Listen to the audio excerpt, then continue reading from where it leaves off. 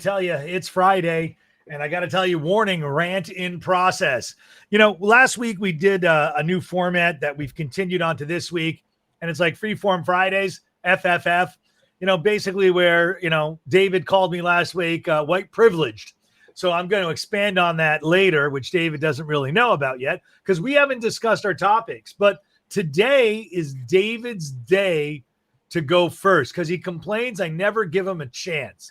So to make him not cry, I'm going to let him talk first today. So I think we need 10 seconds to start this one off. What do you think, Dave? Sure.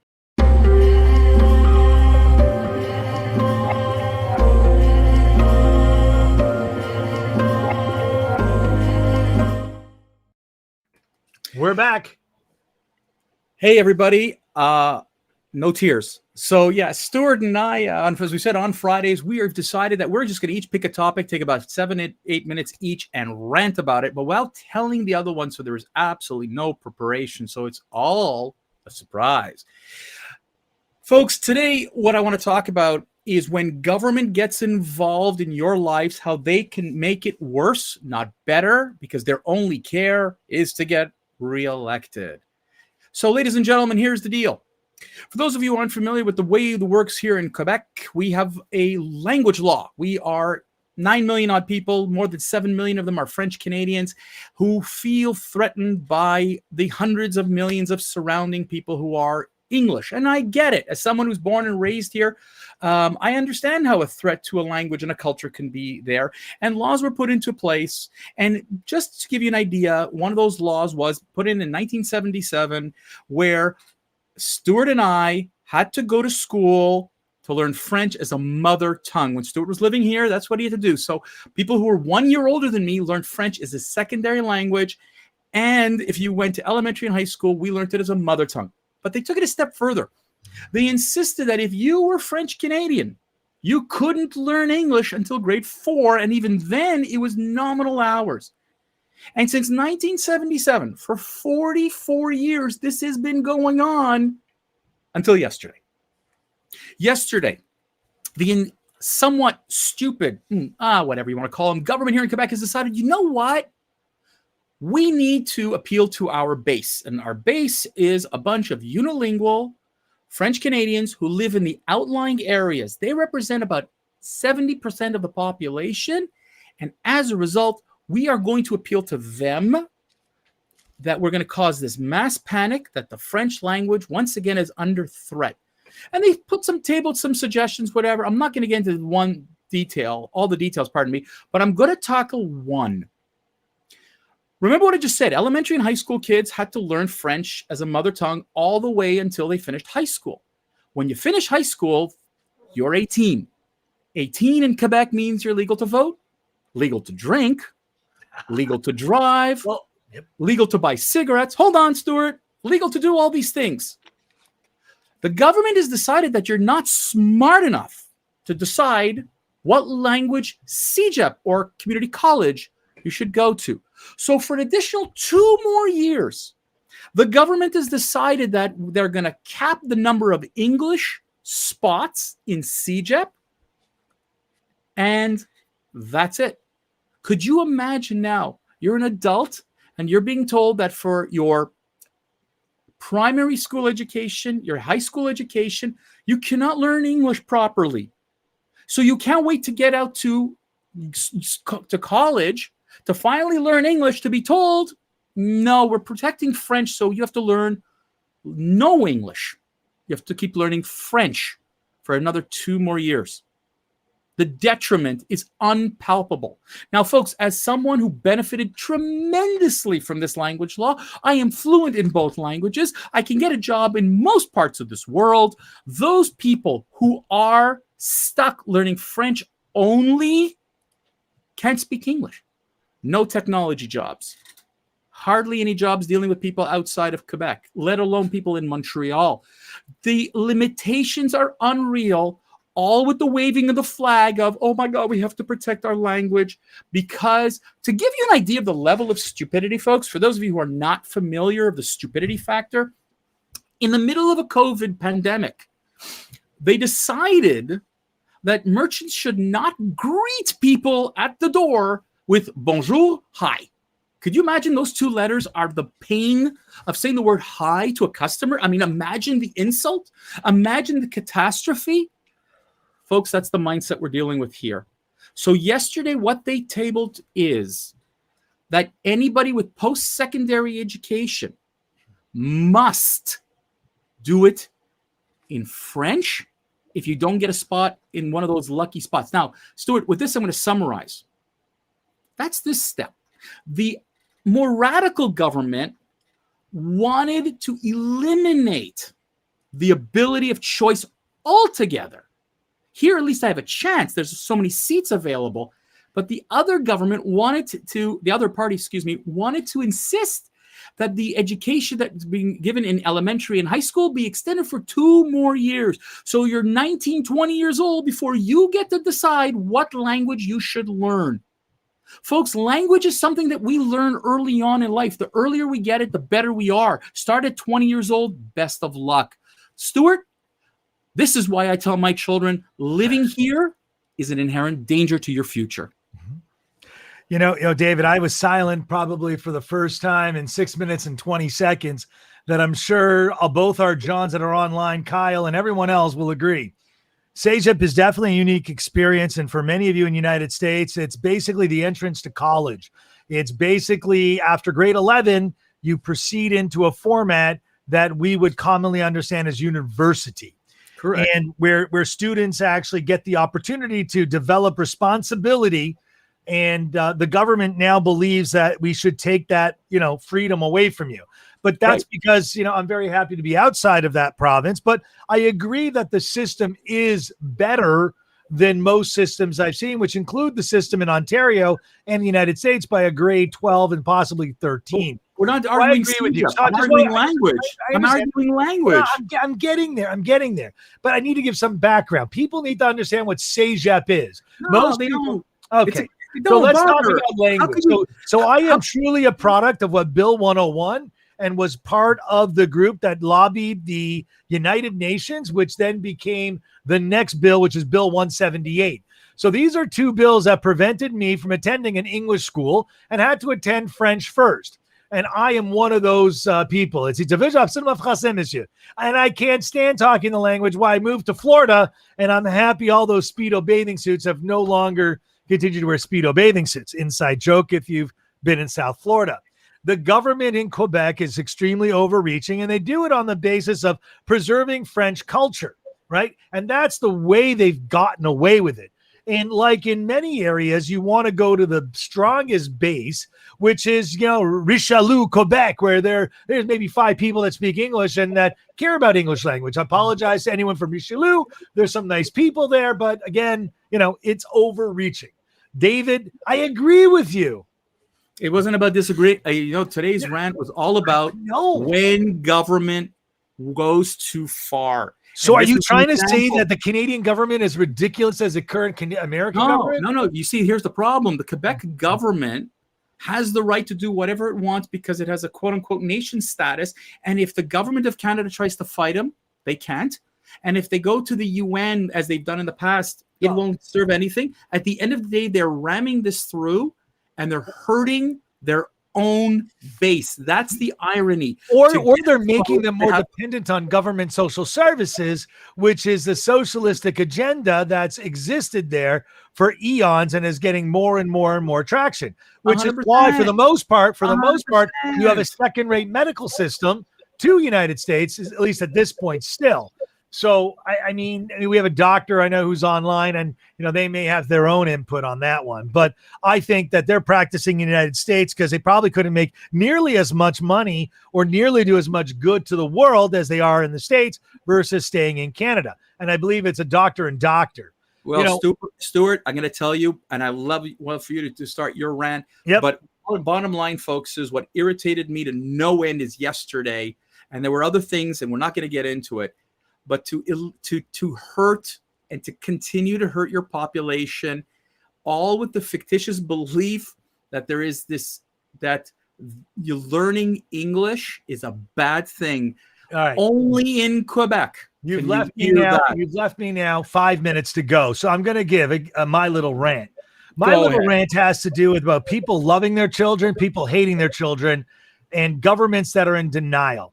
For 5 decades after President Truman granted diplomatic recognition to a small country that we know as Israel, the support for the Jewish state was bipartisan in the United States with widespread agreement. However, the recent ascension as far left in movements has led to a greater hostility towards the land of Israel, with the party of the progressive unit, the Democratic unit, has been the culprit in this run. And I've got to say, if you voted a Democratic ticket and you say you love Israel, I call you a hypocrite. And I'm calling you out because this is the most visceral government for the last, I don't know, since Jimmy Carter hated the land of Israel. And if you believe otherwise, I strongly urge you to move for the next couple of years to the land of Israel and enjoy the nonsense that our government is allowing to happen. Every Democratic government since Carter has been weak, has been so weak, it's ridiculous, which is why they blow up buildings, assassinate people, and get away with it. The backing of Iran. They allow China, Russia to perpetrate this issue. There are so many people that are dying, and yet we are asked as Jews to be self-deprecating because if you say that you love Israel, you would be in conflict with the party line of the Democratic unit. Now, what does that mean? If you voted for Joe Sleepy Biden, you hate Israel. You know what? If you voted for Vice President Kamala Harris, you hate Israel. Oh, did you see what her niece? Did you see what her niece posted on social media? Okay. Listen, we're not going to get there. That's a whole rant on itself. There's a double standard. They sat there for 4 years calling the Republican Party the racist party.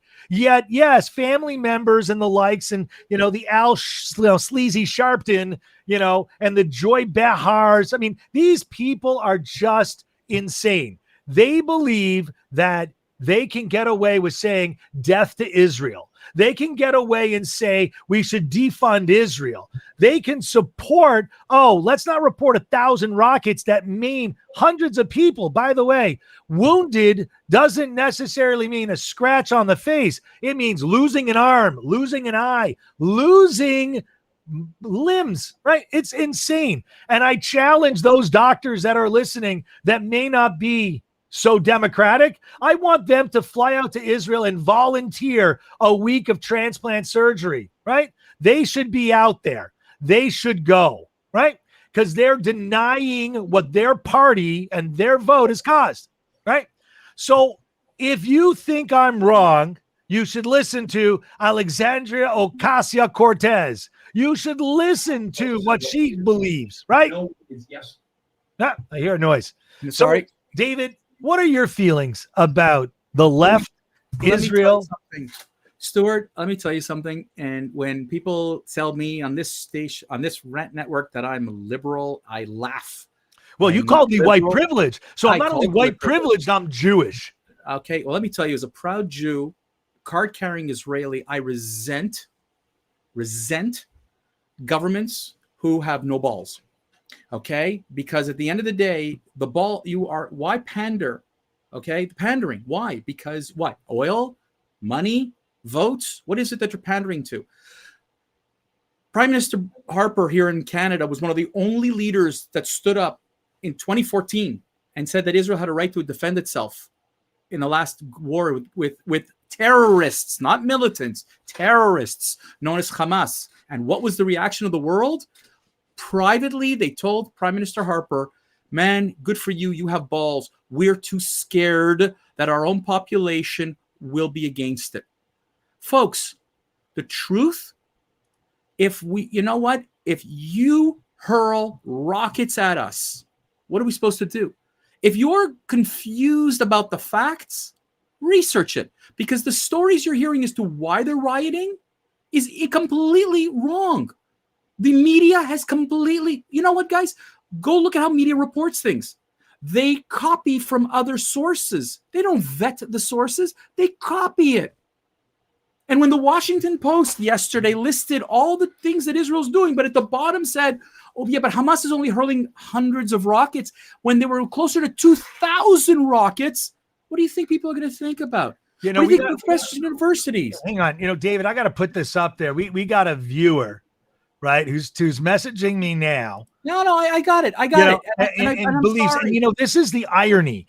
These people who think Trump was the anti-Semite don't even understand that Biden was the guy who's chummy with the Klansmen and is on record for decades to call it, what is the word? Animal buses, calling it what? Village buses. I mean, you're talking about a guy who literally would support the Nazi network, which would be Joe Biden and Kamala Harris. You know what? I'm going to say something, okay?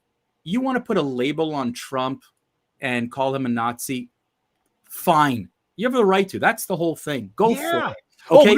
No. Call Biden a Nazi. I dare you. No, you can't, because Nazis are right-wing. You have to call him Stalin, who's a left-wing, a communist, okay? Now, guys, the Democratic Party, run by AOC, run by Bernie Sanders, run by Ilhan Omar, run by Rashida Tlaib, continue to slam Israel with no facts.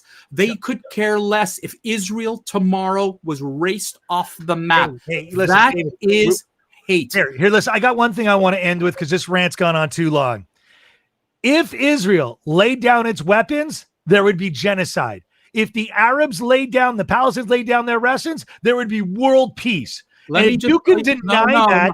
Don't give me world peace. Let me be, because that's peace in the Middle East. No, there would be peace. No, there would be peace between Palestinians and Israelis. That's the mantra that has been spewed, that everything that happens with the Palestinians, you're going to tell me that the problem with the Kurds is because of what's going on in Israel? You telling me the Iran-Iraq war was going on between Israel and Palestinians? Bullshit. It's a mantra that's wrong. I apologize. My only thing is, Stuart, the only thing I could tell you is it is not the Palestinians that are against the Israelis. It is the so-called quote unquote leadership, Hamas, a terrorist organization that's only interested in the destruction of Israel. Hold on, Stuart. The PLO, Stuart, the PLO, which runs the West Bank and whatever. You know what? When Israel gave up the Gaza Strip, Hamas destroyed every single piece of that infrastructure and then demanded Israel to repair it and fix it and supply them with power and medical supplies and whatever. I don't have enough time to rant about that. That, folks, I'm going to attack on Wednesday. Unilaterally, I'm going to tell you why the whole thing you're hearing in the media, guys, is nothing but lies for an agenda. Stuart, Monday. What are we doing? Monday is a holiday. I'm taking off. I think we're going to rebroadcast one of our podcasts that kind of didn't get much attention. I'm going to discuss this with you, or we're going to pre-record it. So there won't be a live Monday broadcast, but there will be a broadcast of some kind. I would also like to thank all the people who jumped in and actually did put their comments and join the conversation. It is truly an amazing topic. This whole thing, left to right, who's the racist, who's not, and who should be held accountable. I think that is something we should talk about, maybe on Wednesday next week.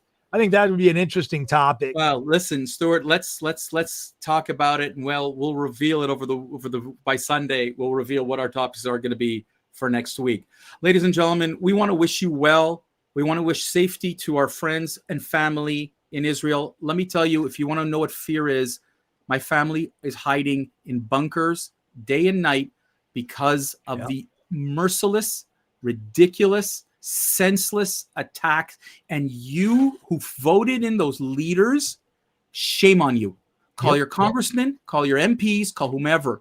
Hey, and I want those two doctors that viscerally hated that other president that was currently serving and is no longer.